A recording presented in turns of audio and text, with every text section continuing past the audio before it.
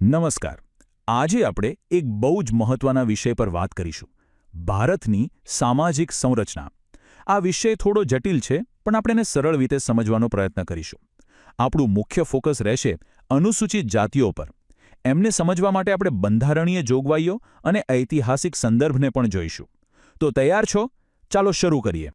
તો સૌથી પહેલો અને સૌથી અગત્યનો સવાલ કે આપણા ભારતીય બંધારણને અમુક સમુદાયો માટે આવી ખાસ કેટેગરી બનાવવાની જરૂર જ કેમ પડી? આ સવાલનો જવાબ જ આખા વિષયનો પાયો છે. જો આપણે આ સમજી લઈશું ને તો આપણને ખબર પડશે કે આ જૂથો કેમ બન્યા અને એમનો હેતુ શું છે. આજે આપણે આ વિષયને 5 ભાગમાં સમજીશું. સૌથી પહેલાં આપણે ભારતનો સામાજિક કોટિક્રમ એટલે કે સોશિયલ હાયરાર્કી શું છે એ જોઈશું. પછી પછાત વર્ગો કોને કહેવાય એની વ્યાખ્યા સમજીશું.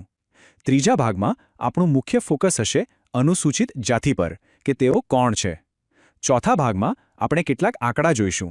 અને છેલ્લે એમની નવી ઓળખ કેવી રીતે બની રહી છે એના પર વાત કરીશું.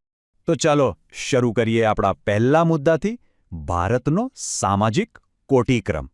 જુઓ, આજની આ જે કેટેગરીઝ છે ને એને સમજવા માટે આપણે પહેલાં ઇતિહાસમાં જવું પડશે. એ સમજવું પડશે કે આ બધા સામાજિક જૂથોનો પાયો ક્યાં અને કેવી રીતે નખાયો હતો. આ કોટિક્રમ શબ્દને સમજવો બહુ જરૂરી છે. એને તમે એક એવી સામાજિક સીડી સમજી શકો છો જેમાં કોણ કયા પગથિયા પર ઊભું રહેશે એ જન્મથી જ નક્કી થઈ જતું હતું, એમના કામ કે આવડતથી નહીં. આ વ્યવસ્થાને કારણે જ અમુક સમૂહોને આપોઆપ ઊંચો દરજ્જો અને ફાયદા મળ્યા, જ્યારે બીજા ઘણા સમૂહોને વ્યવસ્થિત રીતે પાછળ રાખી દેવામાં આવ્યા. અને આનાથી સમાજમાં ઊંડી ખાઈ બની. તો આ ઐતિહાસિક અન્યાયને સુધારવા માટે શું થયું? ઠીક છે, આઝાદી પછી આપણા બંધારણે આ સમસ્યાને ઉકેલવાનો પ્રયત્ન કર્યો અને એના માટે એક શબ્દ વાપરવામાં આવ્યો, પછાત વર્ગો. તો ચલો હવે આપણા બીજા વિભાગમાં આપણે આ પછાત વર્ગોની વ્યાખ્યાને સમજીએ. આ એક બહુ મોટો અને વ્યાપક શબ્દ છે. અહીં એક વાત ખાસ યાદ રાખવાની છે. જ્યારે આપણે પછાત વર્ગો કહીએ ત્યારે એનો મતલબ કોઈ એક જ સમુદાય નથી. બિલકુલ નહીં. હકીકતમાં આ તો ઘણા બધા અલગ અલગ સામાજિક જૂથોનો એક મોટો સંગ્રહ છે અને એમની અંદર પણ પોતાનો એક ક્રમ છે. આ એક નાનકડી પણ બહુ જ અગત્યની વાત છે. તો બંધારણે આ પછાત વર્ગોને મુખ્યત્વે 3 ભાગમાં વહેંચ્યા છે. કયા કયા? પહેલું, અનુસૂચિત જાતિઓ એટલે કે એસસીઝ. બીજું, અનુસૂચિત જનજાતિઓ એટલે કે એસટીઝ. અને ત્રીજું, અન્ય પછાત વર્ગો જેને આપણે ઓબીસીઝ તરીકે ઓળખીએ છીએ. આજના આપણા વિશ્લેષણમાં આપણે પહેલા ભાગ પર એટલે કે અનુસૂચિત જાતિઓ પર વિસ્તારથી વાત કરીશું. તો હવે આવીએ આપણા મુખ્ય વિષય પર, અનુસૂચિત જાતિઓ. આ વિભાગમાં આપણે એ જાણવાનો પ્રયત્ન કરીશું કે તેઓ કોણ છે, એમનો ઇતિહાસ શું રહ્યો છે, સમય સાથે એમની ઓળખ કેવી રીતે બદલાઈ છે અને આપણું બંધારણ એમને કેવી રીતે વ્યાખ્યાયિત કરે છે. આ સમુદાયોને સમય સમય પર અલગ અલગ નામોથી ઓળખવામાં આવ્યા છે. જો ભૂતકાળમાં એમને અસ્પૃશ્ય કહેવામાં આવતા હતા, પછી ગાંધીજીના સમયમાં હરિજન શબ્દ પ્રચલિત થયો. બ્રિટિશ શાસન દરમિયાન એમના માટે ડિપ્રેસ્ડ ક્લાસીસ એટલે કે કચડાયેલા વર્ગ જેવો વહીવટી શબ્દ વપરાયો.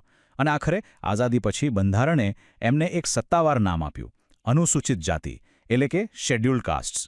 એક વાત સમજવા જેવી છે, આ ખાલી નામો નથી બદલાયા. આ નામોનો બદલાવ એ સમાજની વિચારસરણી અને સત્તામાં આવેલા પરિવર્તનને પણ દર્શાવે છે. તો સત્તાવાર રીતે અનુસૂચિત જાતિ કોને કહેવાય? જુઓ, ફરીથી સ્પષ્ટ કરી દઉં કે આ કોઈ એક જાતિનું નામ નથી. આ એક કાયદાકીય, એક વહીવટી કેટેગરી છે. બંધારણની એક અનુસૂચિ એટલે કે એક લિસ્ટ અથવા શેડ્યુલમાં જે જાતિઓનો સમાવેશ કરવામાં આવ્યો છે એ બધાને સામૂહિક રીતે અનુસૂચિત જાતિ કહેવામાં આવે છે. અને આ લિસ્ટમાં એમને શા માટે મૂકવામાં આવ્યા? કારણ કે ઐતિહાસિક રીતે તેઓ સામાજિક, આર્થિક અને શૈક્ષણિક રીતે પાછળ રહી ગયા હતા. ચાલો હવે એમના સામાજિક આર્થિક પાસા પર એક નજર કરીએ. ઇતિહાસમાં એમને સમાજમાં નીચો દરજ્જો આપવામાં આવ્યો હતો. એમના પરંપરાગત વ્યવસાયો મોટેભાગે ચામડાકામ, સફાઈકામ કે વણાટકામ જેવા હતા. એમણે ઘણા સામાજિક ભેદભાવનો સામનો કરવો પડ્યો અને આ જ કારણ હતું કે 1955માં અસ્પૃશ્યતાને એક ગુનો ગણાવતો કાયદો લાવવામાં આવ્યો.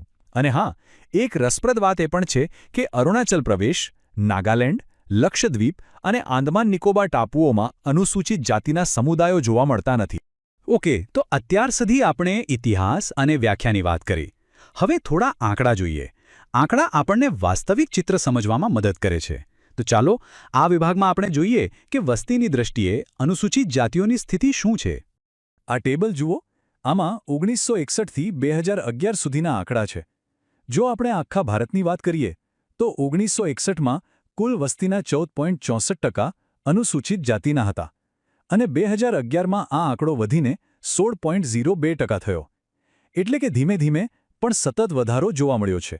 ગુજરાતમાં પણ તમે જોઈ શકો છો કે 6.33%થી વધીને આ આંકડો 7.10% પર પહોંચ્યો છે. આ બાર ચાર્ટ એ જ વાતને વધુ સ્પષ્ટ રીતે બતાવે છે. 1961માં 14.64% અને 2011માં 16.02%. આ ગ્રાફ પરથી તરત જ ખ્યાલ આવી જાય છે કે વસ્તીમાં એમનો હિસ્સો વધ્યો છે.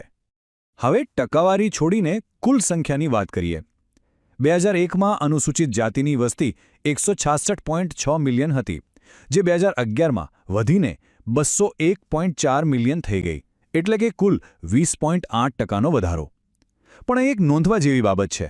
પુરુષોની વસ્તીમાં 20.3%નો વધારો થયો, જ્યારે સ્ત્રીઓની વસ્તીમાં 21.5%નો વધારો થયો, જે થોડો વધારે છે. આ એક સૂક્ષ્મ પણ મહત્વનો વસ્તી વિષયક ફેરફાર છે. તો આ આંકડો યાદ રાખજો, +20.8%. માત્ર 10 વર્ષમાં 2001થી 2011ની વચ્ચે ભારતની અનુસૂચિત જાતિની વસ્તીમાં આટલો મોટો વધારો નોંધાયો છે. આ એક ખૂબ જ મહત્વપૂર્ણ આંકડો છે. હવે આખા ભારતમાં આ વસ્તીનું વિતરણ એક સરખું નથી. એમાં બહુ મોટો તફાવત છે. દાખલા તરીકે પંજાબમાં રાજ્યની કુલ વસ્તીના લગભગ 31.9% લોકો અનુસૂચિત જાતિના છે, જે સૌથી વધુ છે. અને બીજી બાજુ મિઝોરમમાં આ આંકડો માત્ર 0.1% છે. એટલે કે એક રાજ્યમાં લગભગ ત્રીજા ભાગની વસ્તી અને બીજા રાજ્યમાં લગભગ નહિવત. આના પરથી પ્રાદેશિક ભિન્નતાનો ખ્યાલ આવે છે. ઠીક છે, આપણે ઇતિહાસ જોયો, વ્યાખ્યા જોઈ અને આંકડા પણ જોયા. હવે આપણા છેલ્લા અને 5મા વિભાગમાં આપણે વાત કરીશું પરિવર્તનની. એવા કયા કારણો છે જેના લીધે આ સમુદાયોમાં સામાજિક બદલાવ આવ્યો અને એમની એક નવી ઓળખનું નિર્માણ થઈ રહ્યું છે. આ પરિવર્તન કોઈ એક કારણથી નથી આવ્યું. એની પાછળ ઘણા બધા પરિબળો છે, જેમ કે બંધારણમાં મળેલી સુરક્ષા અને અનામત, સમાજ સુધારકોના પ્રયત્નો, શિક્ષણનું વધતું સ્તર અને લોકોનું ગામડામાંથી શહેરોમાં આવવું. આ ઉપરાંત સંસ્કૃતિકરણ જેવી સામાજિક પ્રક્રિયા પણ છે, જેમાં અમુક સમુદાયો પોતાની સામાજિક સ્થિતિ સુધારવા માટે અન્ય પ્રથાઓ અપનાવે છે. ઘણા લોકોએ બૌદ્ધ ધર્મ અપનાવ્યો, જે પણ એક મોટો બદલાવ હતો. અને સૌથી અગત્યનું, આ સમુદાયોમાં આવેલી સ્વજાગૃતિ અને સામાજિક આંદોલનો. તો આ બધા જ કારણોની ભેગી અસર શું થઈ? પરિણામ એ આવ્યું છે કે અનુસૂચિત જાતિના સમુદાયો. फ्रेंड्स, इस वीडियो को पूरा देखने के लिए आज ही फ्लेक्सी टीचर ऐप सब्सक्राइब करें, जहां आपको मिलेंगे animated videos, digital books, text book solutions, notes, DPP और क्विज. और हाँ, flexi teacher app mobile, TV और कंप्यूटर पर अवेलेबल है. और अगर आपके पास इंटरनेट नहीं है तो तुरंत ऑफलाइन सेट टॉप बॉक्स के लिए संपर्क करें. Flexi teacher, the one you needed.